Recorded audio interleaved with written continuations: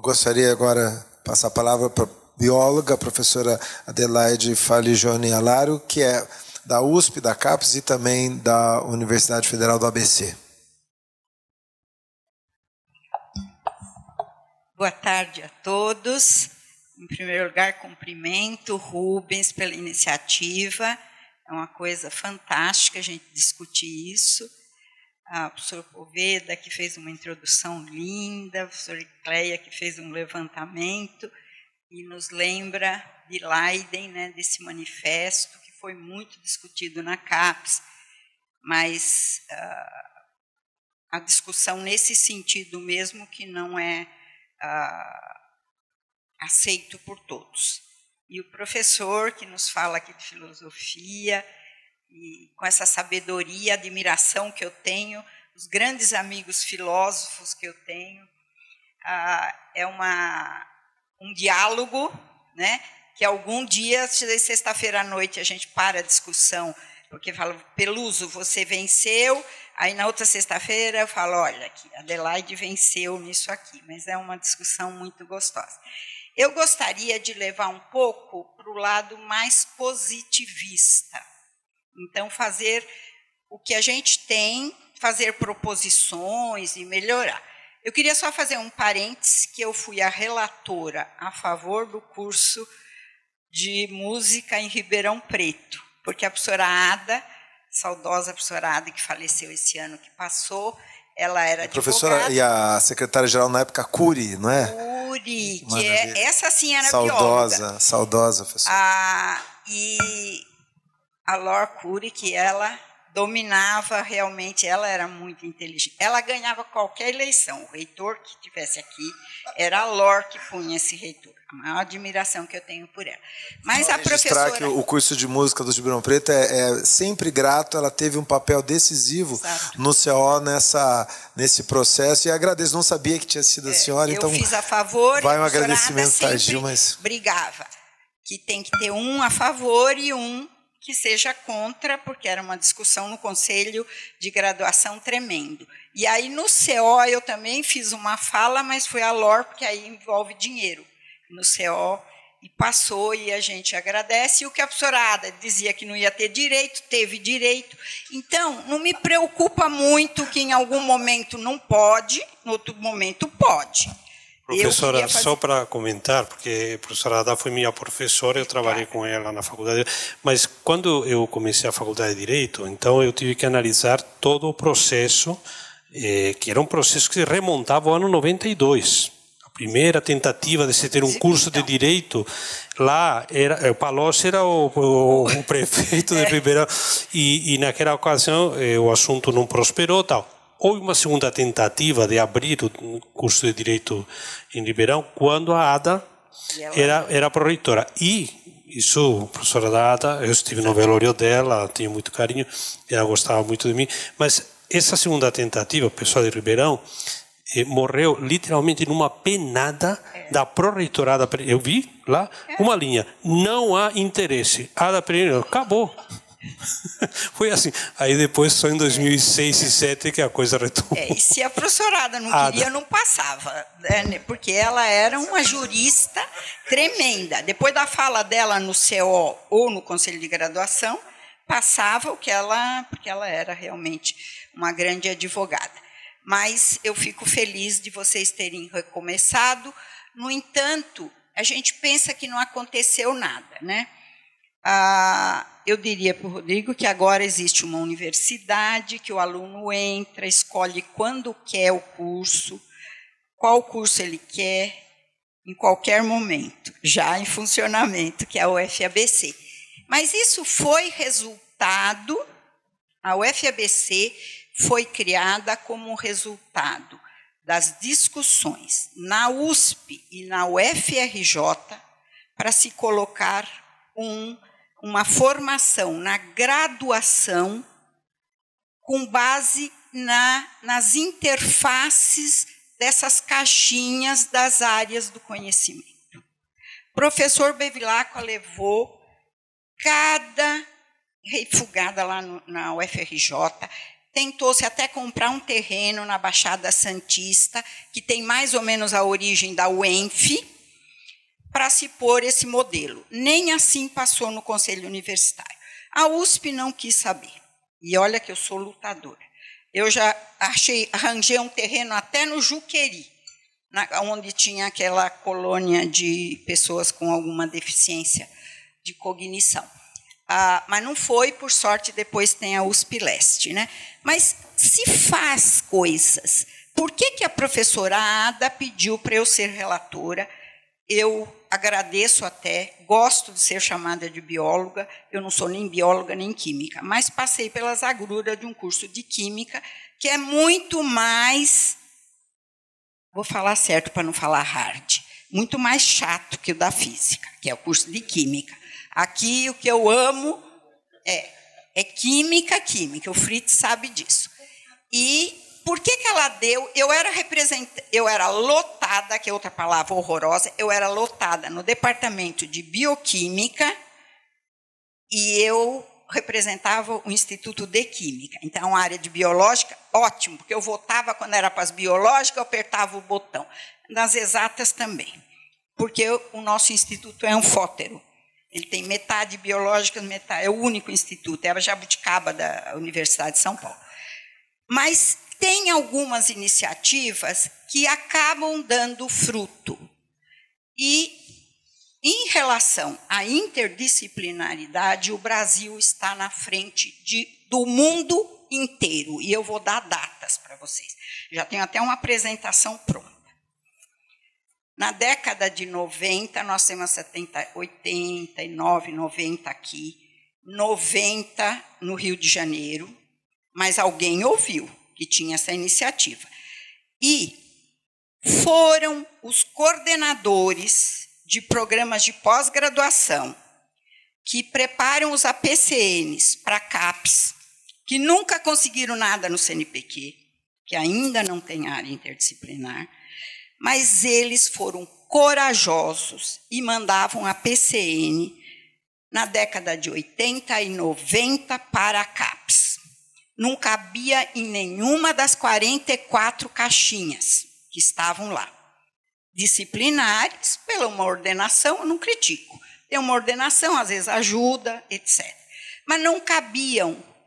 Mas um engenheiro, doidinho, que eu digo que ninguém é perfeito, que ele se formou em engenharia, desculpa, mas é uma brincadeira que eu faço, é o professor Luiz Bevilacqua, da UFRJ, e que Paulo Saldiva trouxe para o IEA.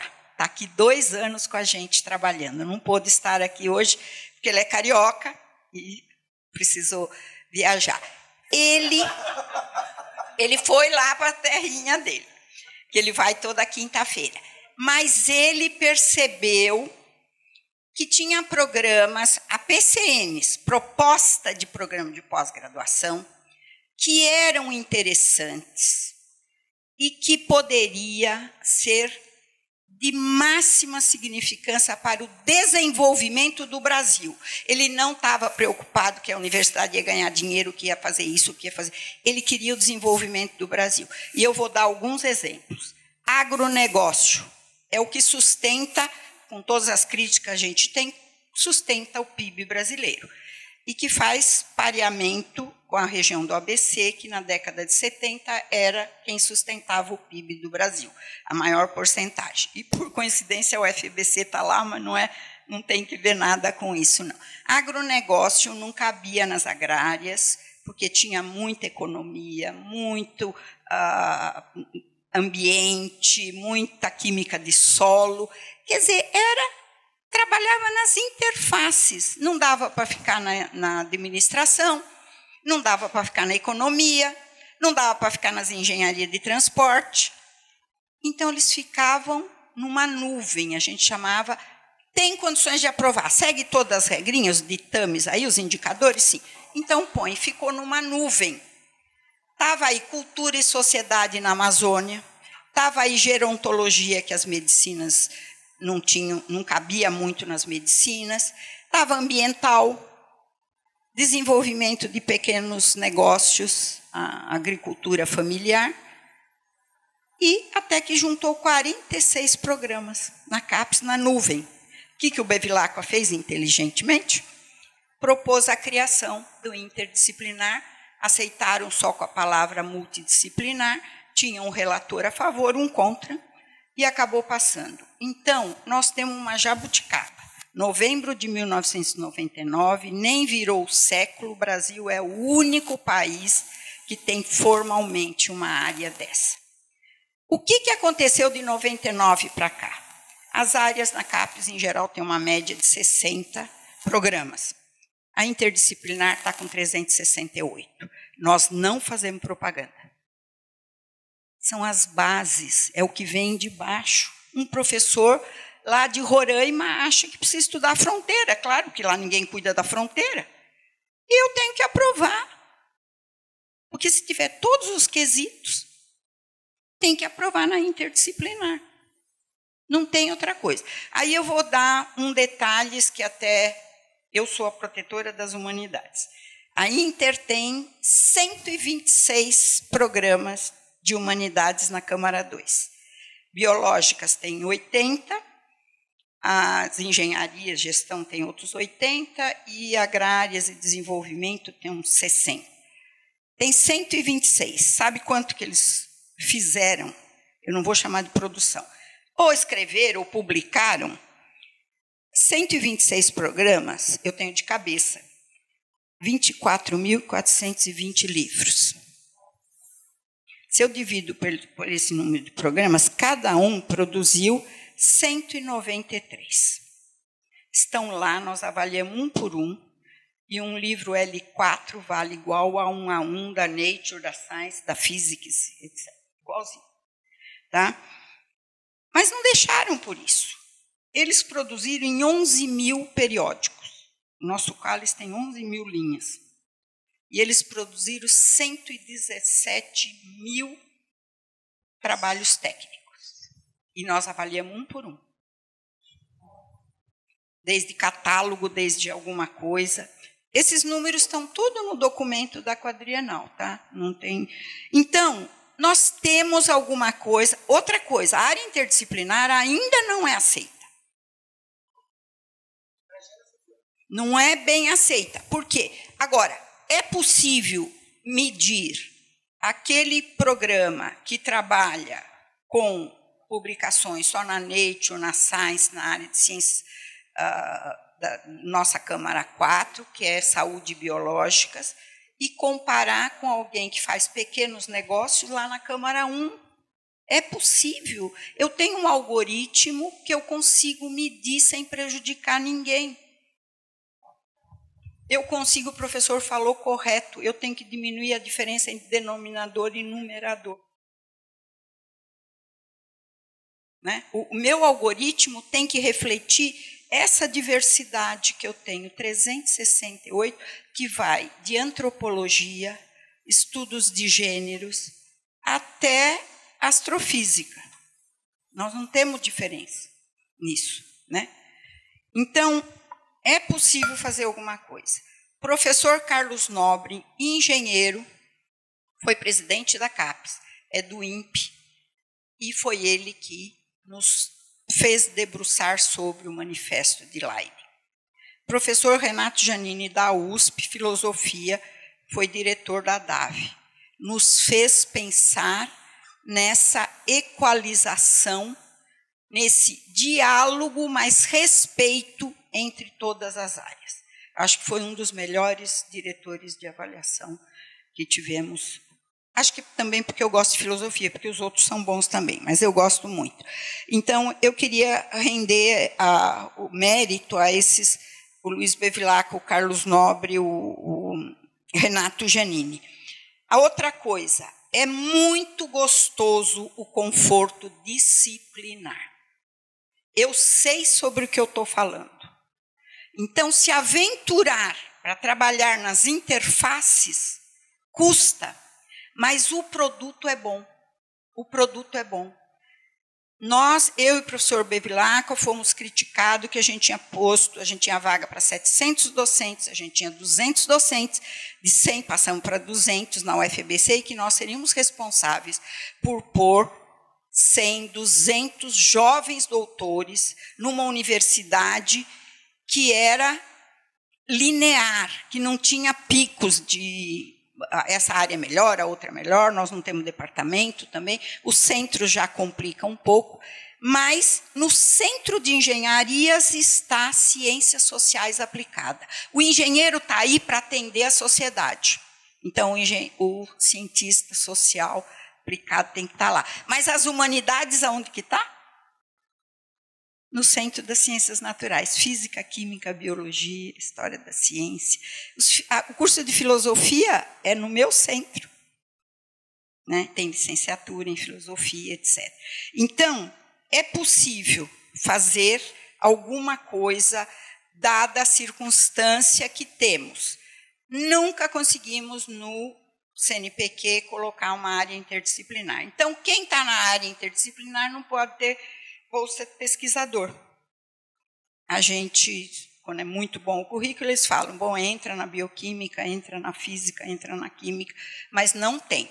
Então, nós temos falhas ainda, mas está se fazendo alguma coisa. Eu queria deixar mais ou menos isso, né, que, é claro, tem o grupo, o Grande Colégio das Humanidades, na CAPES, o da Saúde ou da Vida e das Exatas. O interdisciplinar, por uma questão de tamanho, está nas exatas. Mas o interdisciplinar já deu 4 filhos.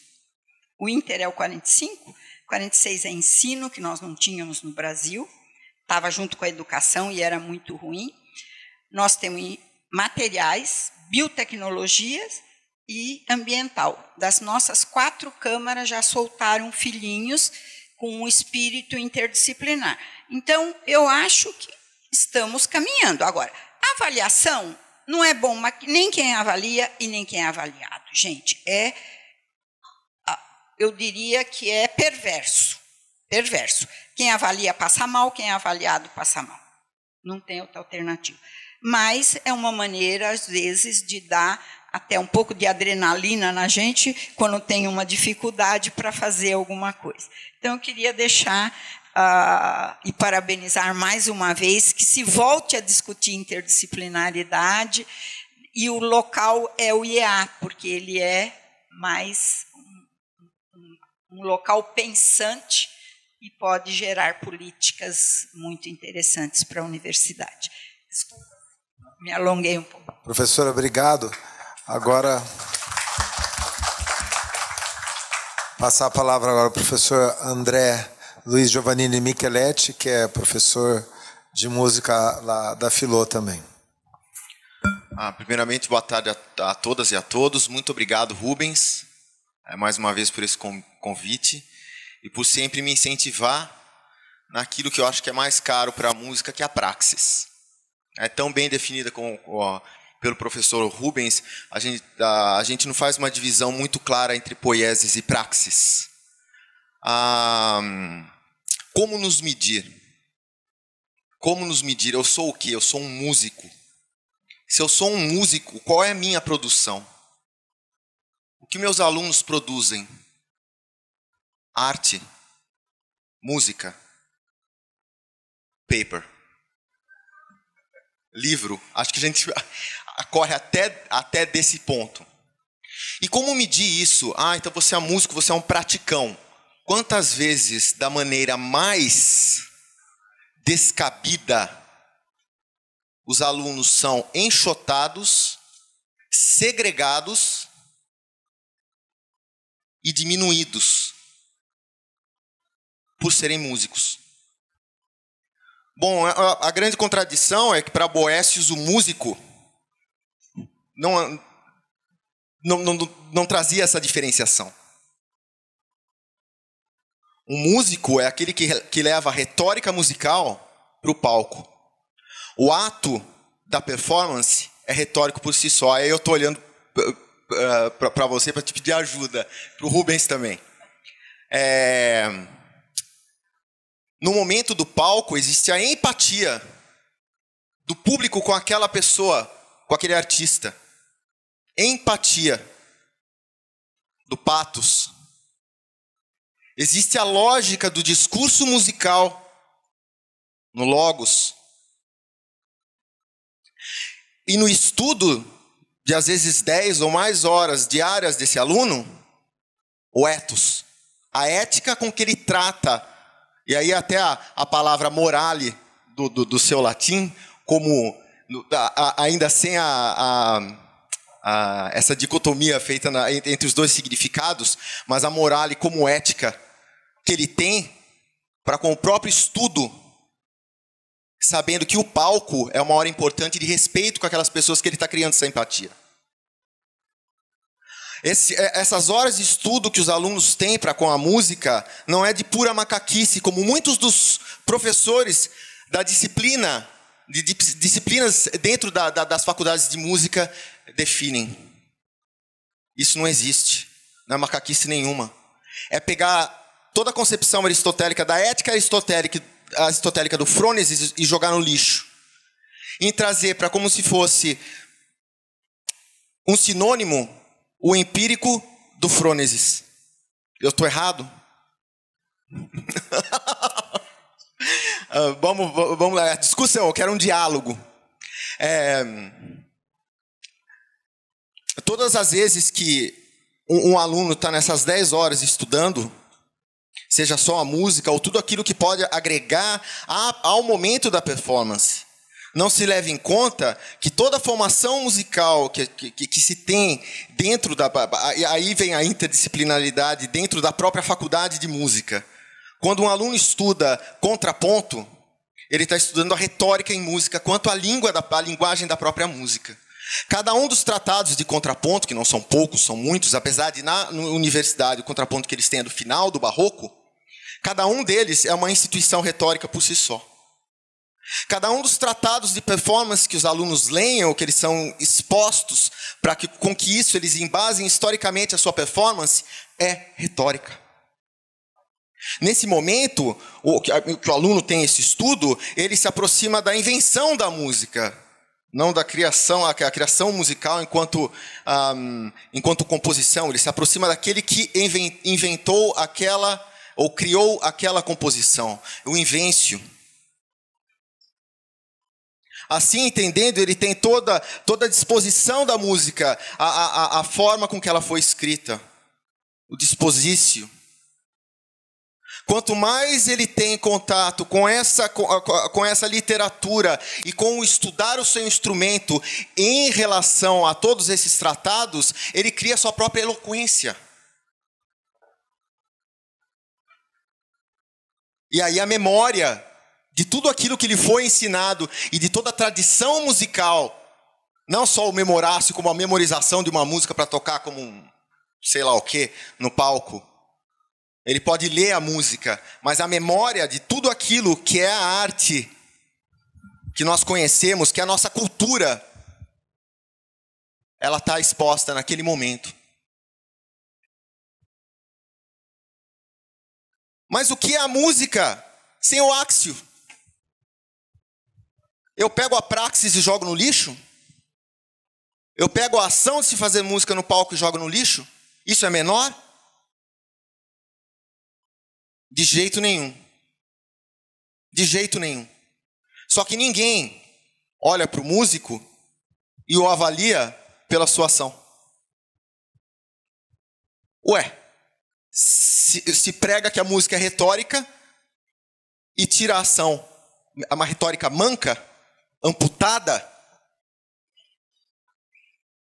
desprovida de qualquer lógica. Então pega Aristóteles e Quintiliano e joga no lixo. Acaba-se com qualquer ponte que se faça de universalidade entre a música ou qualquer outra matéria, qualquer outra disciplina. Se pega a concepção do que é músico para Boécios, queima. Na verdade, essa é a avaliação que se faz não só do aluno, mas do professor, é tão falha que eu não posso nem chamar de avaliação. Nem posso chamar de avaliação. Eu sei que isso é mais um desabafo, por isso eu peço, para embasar aquilo que eu falo, doa a quem doer ou não doa a quem não doer. Mas dentro da universalidade que nós buscamos e da aceitação que nós buscamos nessa interdisciplinaridade, aonde está a arte?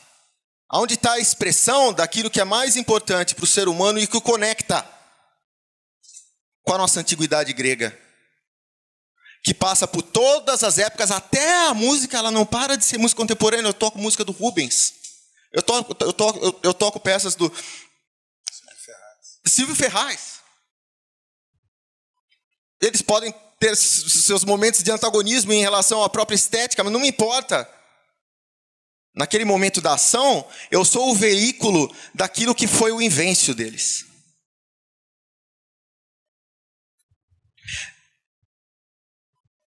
Infelizmente, no nosso país, a ação é vista com muito preconceito. Com muito preconceito. Colocar a mão na massa nesse país, né? A performance em si. Isso é mais um desabafo do que... Mas eu trago a discussão. Como me medir? Quer que eu escreva? Eu vou lá e escrevo. Vou fazer o quê? Quer que eu publique um livro? Eu vou lá publicar um livro. Mas aonde está eu poder lutar por aquilo que eu acredito? Porque eu acredito que na concepção de Boécios como músico eu sou medíocre. Eu estou dentro dessa instituição, Universidade de São Paulo, para criar cidadãos e músicos muito mais capacitados do que eu. Não espelhos da minha mediocridade. Gostaria só de...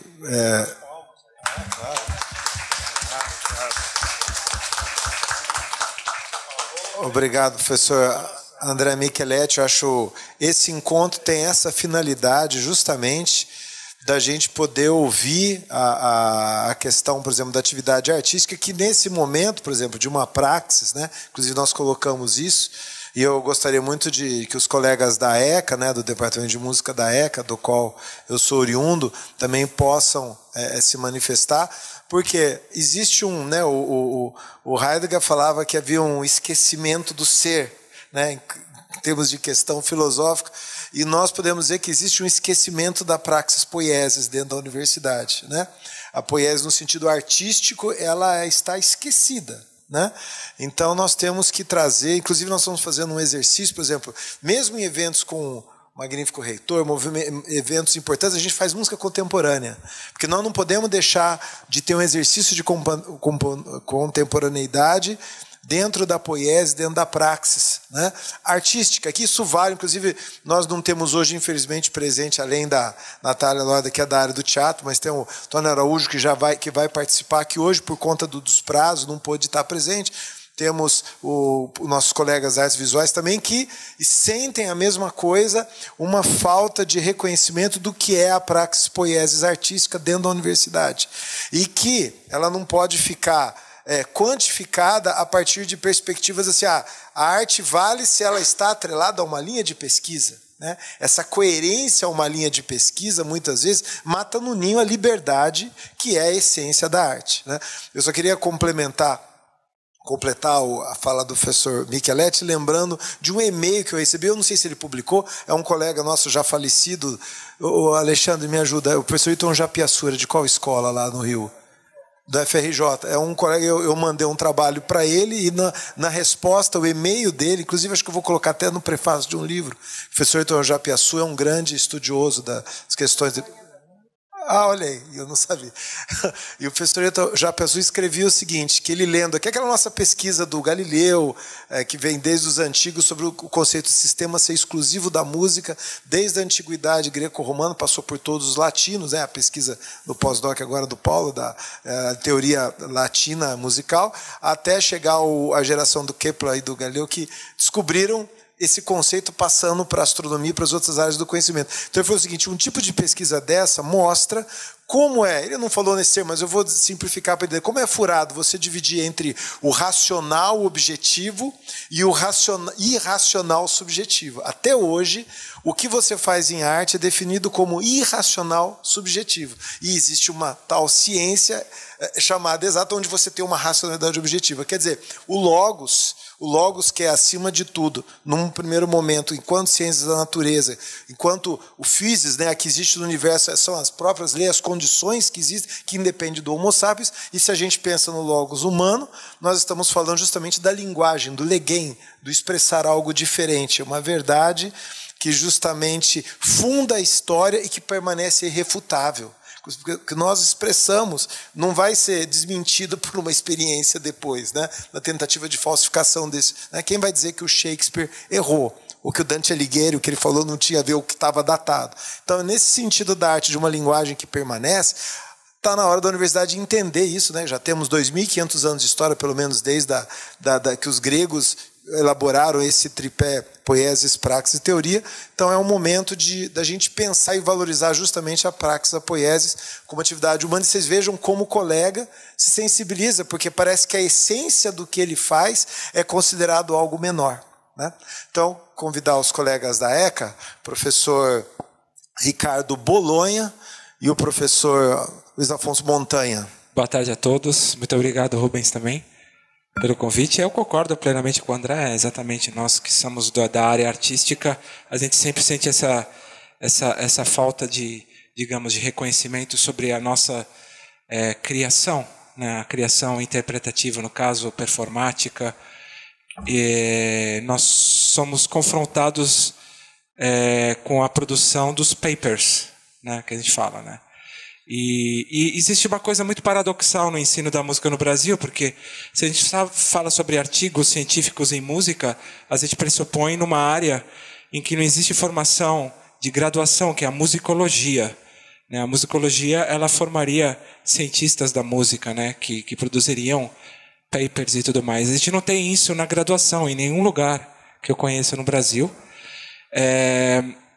E depois a gente chega numa etapa em que, principalmente na pós-graduação, em que os músicos que não tiveram essa formação, eles são obrigados a rapidamente virarem musicólogos, de uma certa forma ou outra. Né? Então a gente vive essa contradição em termos de adequação ao academicismo universitário, né? O que é uma coisa muito complicada. Nós que vivemos, como o André falou, a gente produz arte no palco, existe essa interação com o público, existe um trabalho de pesquisa muito grande por trás disso, né? Que as pessoas não veem, mas existem. Né? A gente estuda durante anos, antes até da universidade. Né? A gente estuda, antes de entrar na universidade, a gente já tem que saber tocar um instrumental. E só abrir um parênteses, porque falando sobre interdisciplinaridade, que é uma palavra difícil de falar, eu, antes de ser músico, queria ser astrônomo também. É verdade, é uma coisa muito curiosa. Somos todos levados para a astronomia aqui. Porque teve um colega que acho que já saiu, que virou de fato astrônomo, que tinha várias opções, né? E eu sou filho de músicos, né? Meu pai é músico, minha mãe era pianista, quer dizer, tinha uma influência avassaladora da música na minha família, mas mesmo assim, até 15, 16 anos eu queria ser astrônomo. E eu sou fascinado por essa área, eu sempre fui fascinado, leio a respeito, leio publicações, livros interessantes, quer dizer, e a outra coisa que eu queria falar é exatamente isso, sobre essa interdisciplinaridade que pode haver também entre as artes e as ciências também. Eu acho que é uma coisa fabulosa que deveria ter. Outro dia eu estava vendo um programa de uma orquestra portuguesa que fez uma série de concertos em que um cientista fazia uma palestra a respeito de um tema que aquele programa musical estava abordando. Né? Então tinha um físico, um biólogo, enfim, que fazia uma palestra antes do concerto e havia essa interação, essa sinergia entre as duas áreas, que eu acho que...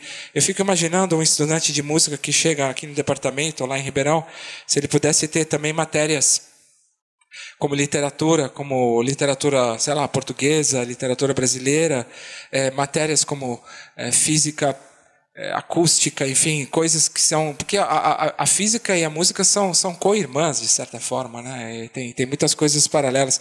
E também interações com outras formas artísticas que também não existem dentro da universidade, por incrível que pareça. Por exemplo, o teatro está do lado da música aqui, pouquíssimas atividades em conjunto, né? A mesma coisa em relação às artes plásticas, enfim. As próprias formas artísticas dentro da universidade são extremamente setorizadas, extremamente isoladas, de certa forma, né?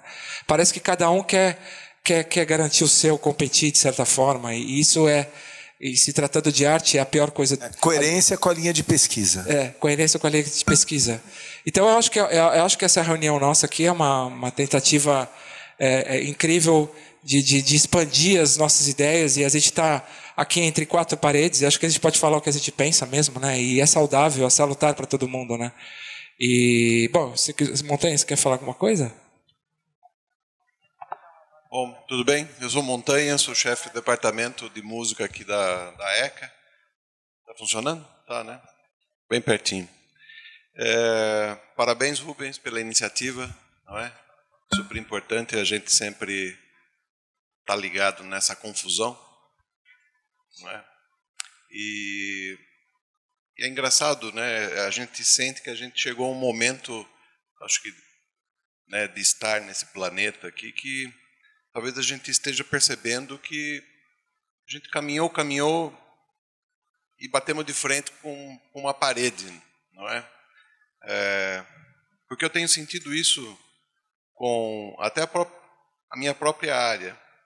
Eu sou clarinetista, formo os clarinetistas que passam aqui pela universidade, e a gente sempre focou um tipo de conhecimento, né?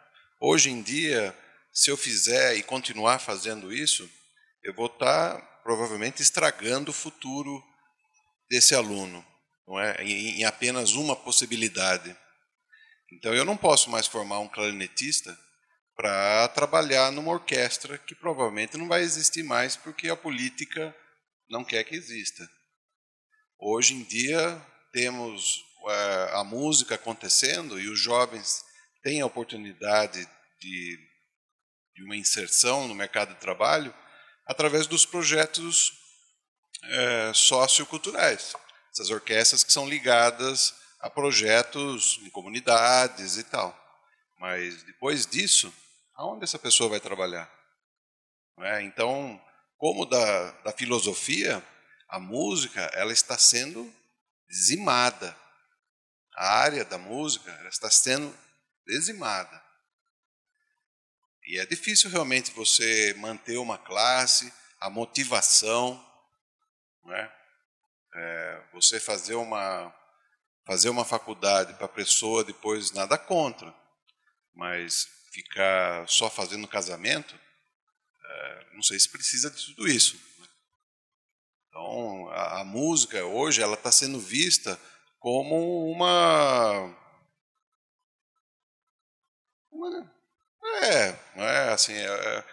a coisa mais chula e rasa da música, aquela sensação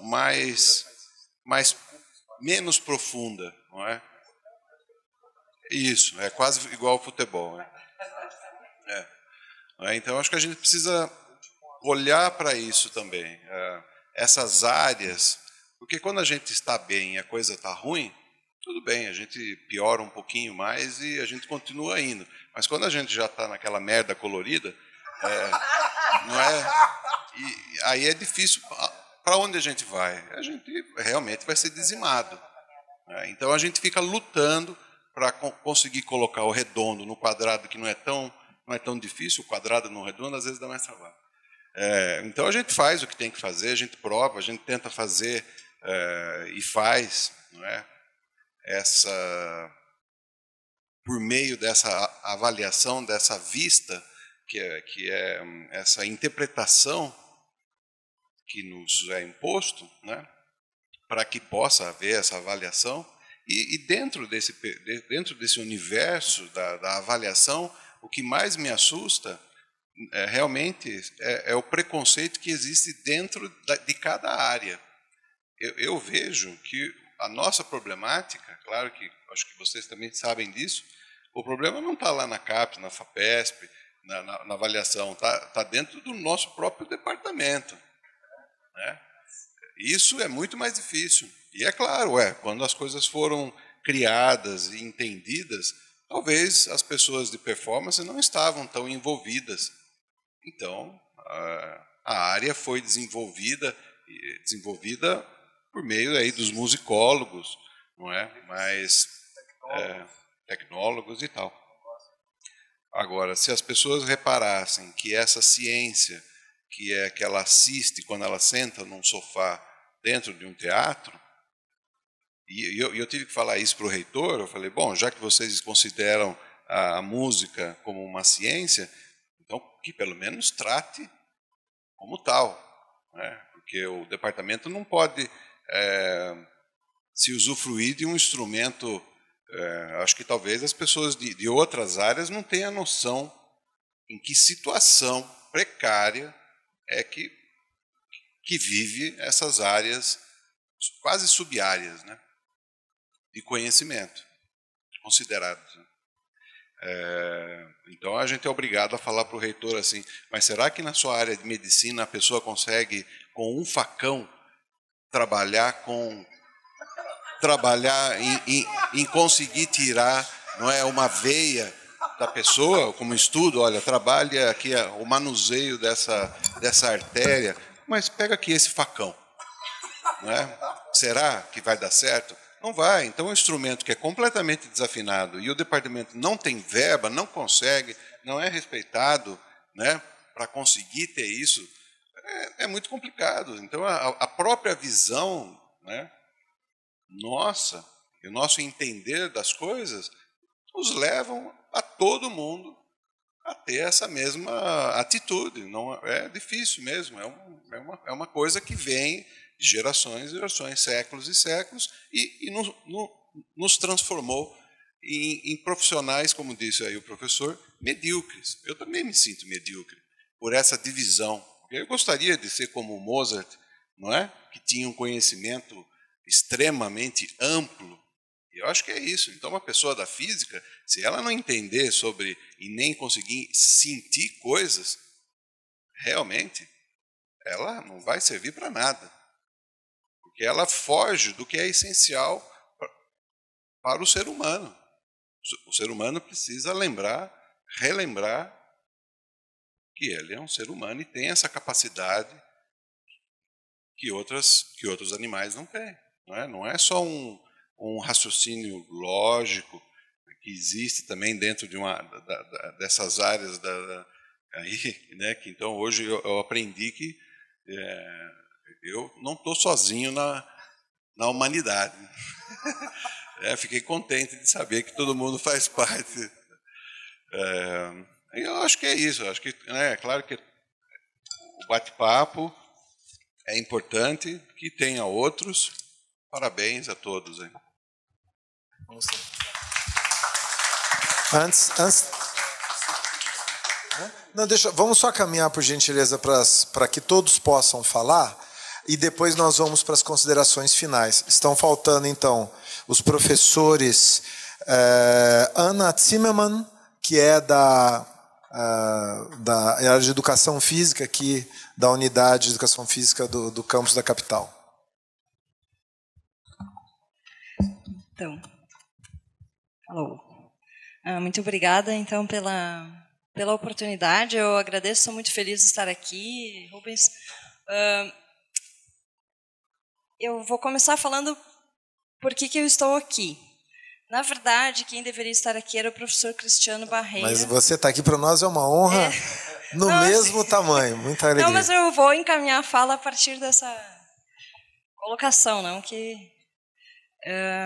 e ele não pôde comparecer, entrou em contato.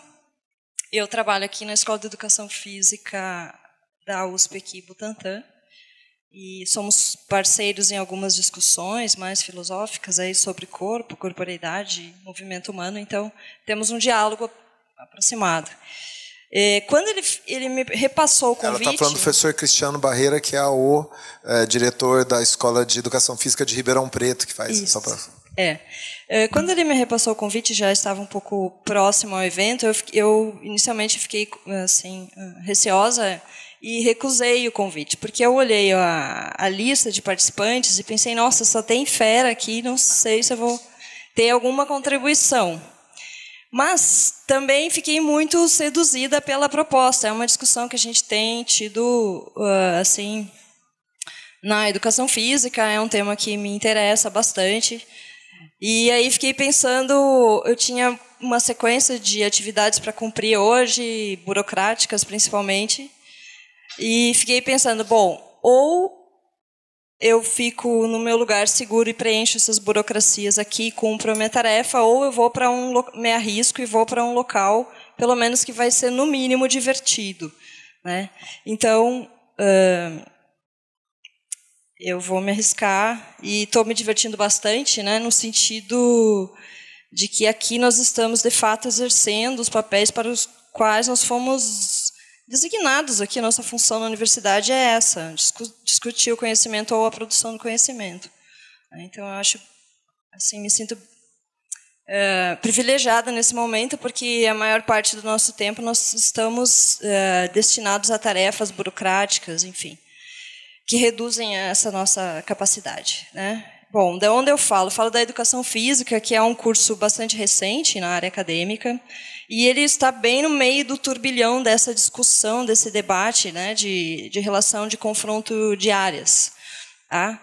E aí eu vou dar um exemplo que alguns professores citaram aí a formação, né? Quando eu fiz o curso de educação física, eu me formei na Universidade Federal de Santa Maria, no Rio Grande do Sul. Eles estavam inaugurando a ideia da disciplina optativa. Então, nós começávamos a circular pelo campus para buscar disciplinas em outros cursos. Eu fui buscar disciplinas na filosofia. Chegando lá, super animada, eu escuto o seguinte retorno. Olha, você não pode fazer disciplinas aqui. Mas por quê? Eu vejo no sistema que tem vagas e tudo bem, né? Não, mas é que aqui a gente lê. Certo, mas... Eu pensei assim, bom, essa habilidade eu já aprendi aí no ensino fundamental, então acredito que pré-requisito cumprido. Eu disse, não, é que eu sei ler. Aí a pessoa assim, não, é que aqui nós lemos livros inteiros. Certo, eu acredito que eu sou capaz de ler livros inteiros. Mas isso só para... Então, né, as dificuldades foram... Não vou relatar aqui todas... Mas elas vão além desses muros, né? Que, assim, esses muros eles são bem mais espessos do que a gente às vezes imagina ou reconhece, né? A gente está falando aqui também de preconceitos, né? Bem enraizados entre as diferentes áreas. Eu fiz a optativa, passei. Bom, também tem uma outra questão, né? Que a gente escuta bastante. Até hoje que saiu, né? Vai lá para educação física, mas não fica só jogando bola. Tá, ok. A maior crítica que a gente tem recebido, eu estou na coordenação do curso, então eu escuto bastante as críticas em relação ao currículo, né? A maior crítica que a gente tem em relação ao nosso currículo é que os alunos não têm experiências com as práticas corporais suficientes ou necessárias, ou que eles consideram suficientes, certo? Então, e com isso eu não quero dizer assim, não, pessoal, a gente não joga bola, a gente estuda, a gente lê e a gente pensa. Não estou querendo com isso dizer, é esse o nosso status. Não, pelo contrário. Talvez a nossa contribuição aí, né, o nosso status esteja na ousadia aí, ou insensatez, talvez, né, de atribuirmos um status para esse saber que é corporal, e com isso provocar o conhecimento ou a produção do conhecimento, e aí acompanha a crítica dos demais colegas na área das artes, da música, etc. Então, aquela ideia de que sabemos muito mais do que somos capazes de dizer, enfim. Então, com isso não quero dizer que o nosso valor ou a nossa importância na universidade, a educação física, é porque também pensamos, ou escrevemos, ou lemos, né? Temos aí uma especificidade que pode agregar, acredito. Então, a questão da educação física é o movimento que não é um movimento de um objeto, é um movimento ser humano, um ser humano que se movimenta, certo? Então, é um corpo que não é só um fenômeno biológico, né? É um fenômeno humano, portanto, histórico, antropológico, etc.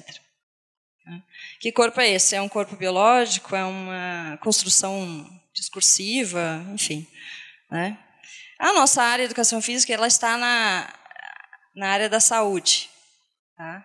Porque na saúde tem uma questão histórica, obviamente, né? Mas é confortável para nós estarmos na área da saúde, porque ali nós encontramos uma utilidade, né? Uma função social. Porque como algumas áreas aqui é uma área que não tem utilidade. Jogar serve para quê, gente? Né? Você se colocar um desafio, você se coloca frente a um desafio que ele inexiste. Você cria esse desafio, né? E você se testa frente a esse desafio, frente aos outros. Então, é inútil nesse aspecto. Então, na saúde, a gente encontra essa utilidade, um certo status, né? Então, isso significa o quê? Que a nossa área tem o principal referencial vem das áreas biológicas, das ciências biológicas, né? Uma lógica hegemônica, digamos, operante dentro da nossa área, principalmente nas avaliações. E aí não é à toa que, historicamente, há uma rejeição, uma aproximação com as artes, há uma briga histórica com a dança, por exemplo, né? É melhor a gente se aproximar do Instituto da Medicina, da Biologia, do que se aproximar da ECA, por exemplo, né? Em termos de status. Só que, embora a gente encontre na saúde a nossa utilidade, não é na saúde que a gente encontra significado, né? Não é na esfera da utilidade. Então, o esporte não é saúde. Se entendermos aqui saúde num sentido estrito, claro, tá? Esporte ou práticas corporais é desejo. Vai para a linha da expressão, vai para outra dimensão, né? Então, esse significado aí está nas humanidades. Mas, especificamente, aí, pensarmos as nossas possibilidades expressivas. Bom, como área acadêmica, já falei, é muito recente, né? E é muito recente mesmo, tá? Os primeiros cursos de pós-graduação são aqui da USP, da EFE, especialmente, no final dos anos 70. E isso, os primeiros cursos de pós-graduação da América Latina na área. Então, é super recente, como produção, né? Agora, por ser jovem, aí tem né? Tem o bônus e o ônus. Nós temos essa dificuldade, um grande embate, quem somos nós, o que produzimos, o que somos capazes de produzir, qual é a nossa contribuição, mas também tem aquela coisa interessante do ser jovem, né, da possibilidade de trazer alguma novidade ou imprudência aí nas proposições, né, por exemplo, trazer o corpo para a universidade. Eu ouvi em uma outra palestra, então essa fala não é minha, mas eu achei muito interessante, né, que o corpo na universidade ele é muito importante para carregar as cabeças para as reuniões.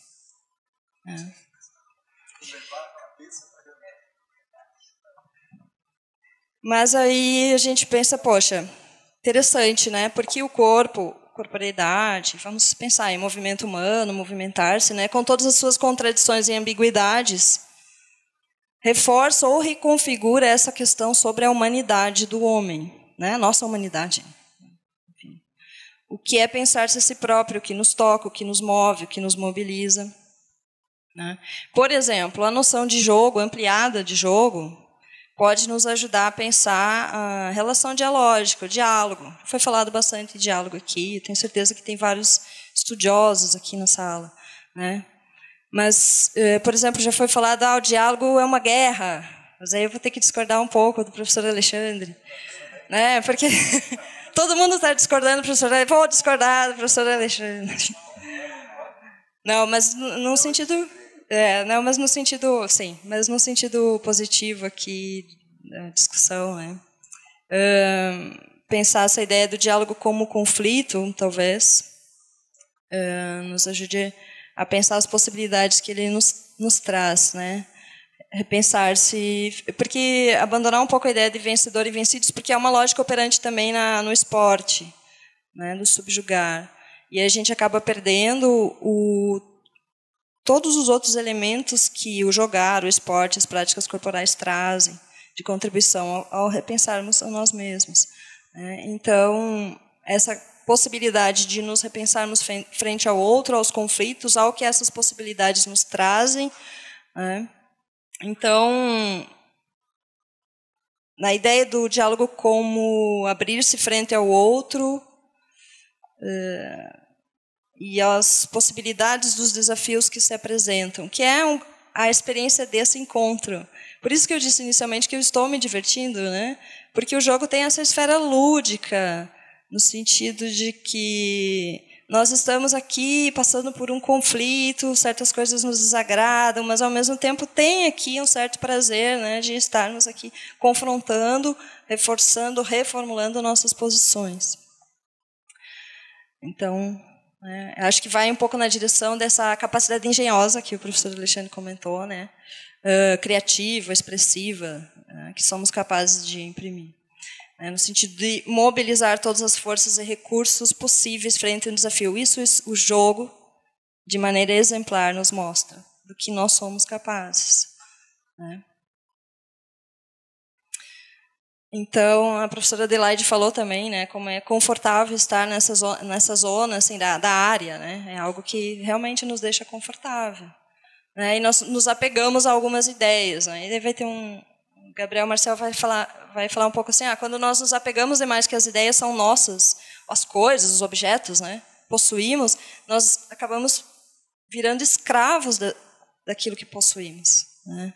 Então, é importante esse desapego mesmo, se colocar no conflito. Olha, não vai ser muito confortável, mas talvez daqui a gente tire algo mais interessante do que a gente já está acostumado. Né.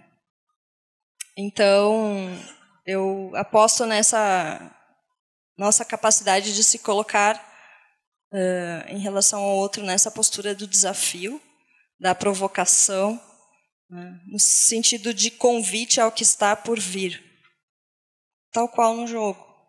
Né. Os maiores debates que eu tenho presenciado na Escola de Educação Física e Esporte aqui são nas reuniões do Comitê de Ética. Tenho participado já. E é um prazer estar nesse comitê, porque todas as pessoas que estão ali presentes estão realmente discutindo ciência. A cada caso, eu lembrei disso porque foi mencionado a questão dos comitês de ética, né? E as pessoas que estão ali estão, de fato, preocupadas em discutir, olha, mas qual que é o problema aqui? Qual a diferença? A gente tem uma grande dificuldade, né, como eu disse, em função da nossa história, a nossa colocação aí na área da saúde. Eu trabalho com a área sociocultural, então eu e algumas colegas, né, estamos um pouco com algumas dificuldades, né, um pouco perdidos. O pessoal da área pedagógica também. Mas a gente tem ali um bom debate. Nós temos também um projeto aqui, em parceria com o Sinusp, que chama Cinema e Corpo. E já tivemos a parceria, desde 2012, esse projeto vem acontecendo, e já tivemos a parceria de vários professores da literatura, da filosofia, da enfermagem, do próprio cinema, de diferentes. E o que mais nos causou estranhamento nas avaliações dos professores participantes é que eles destacavam o caráter interdisciplinar do projeto, como se fosse uma novidade. Né? E isso, poxa, isso não deveria ser uma novidade. E a gente criou esse projeto justamente para ampliar nossas reflexões sobre o corpo e, preferencialmente, não convidamos ninguém da nossa área para debater. Sempre são pessoas de outras áreas. O que nos causa grandes... Às vezes a gente não sabe o que a pessoa está falando, sério. Né? A gente está ali. Assim, é muito esforço, são noites de muito esforço aqueles debates, porque né, é assim, realmente trabalho mesmo. Né? Essa mobilização. Então, eu encerro aqui a minha fala, mas só para dizer que eu fico feliz de poder participar desse momento que está mais divertido do que preencher as planilhas que eu tinha. Se a minha avaliação não vai ser muito boa depois no fim do mês, mas ok.